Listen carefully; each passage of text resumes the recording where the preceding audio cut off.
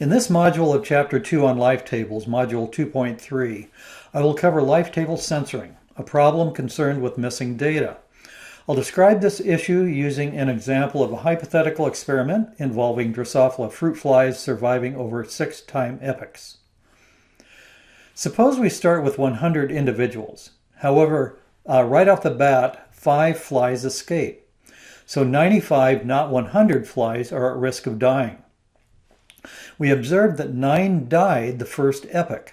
Therefore, the probability of surviving the interval is computed not as the 86 survivors out of 100, but out of the 95 which were at risk.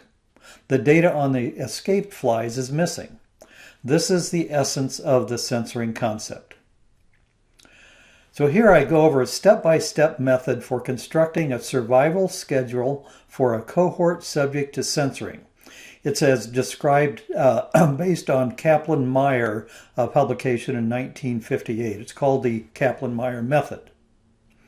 So step 1, you organize the basic data. You set up a table with the following 7 columns. Column 1, age X column to arrange original data by age. Column 2, number at risk at the beginning of each age class. Column 3, the number censored in each age class. Column 4, the corrected number at risk through the interval.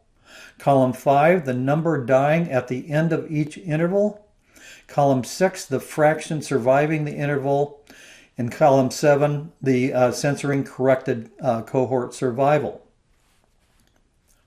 Then step 2, the number at risk throughout the interval. Column 4, correct the at-risk number of individuals in each interval by subtracting the values in column 3, that is the number censored in the interval, from the values in column 2, the number at risk at the start of the interval.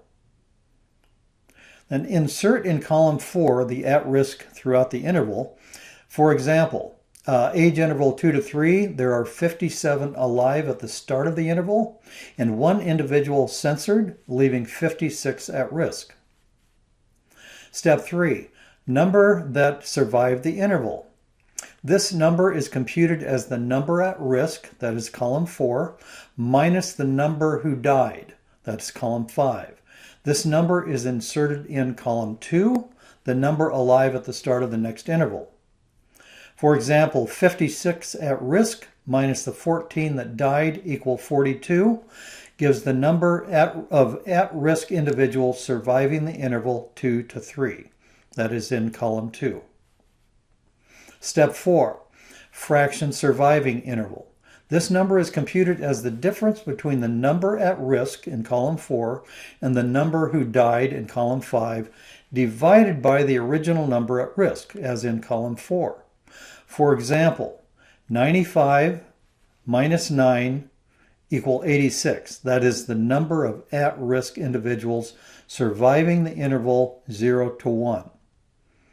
86 survivors out of the 95 at-risk individuals equal 0.905, yields the number of at-risk individuals surviving the interval 0 to 1.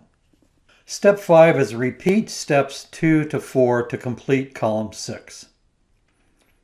Then step 6 is compute censoring corrected cohort survival, inserted in column 7. Components for this column are computed iteratively by first inserting the radix of 1.0 at age 0, then multiplying this number by the fraction surviving the interval. For example, iteration 1 is 1 times 0.905 equal 0.905. Iteration 2 is 0.905 times 0.695 equal 0.629, and so forth. We have iteration 3, iteration 4, and then iteration 5. So this then completes the computations for the censoring corrected survival curve in this hypothetical example. This also completes Module 2.3. In the next module, I will cover the construction of period life tables based on cross-sectional data.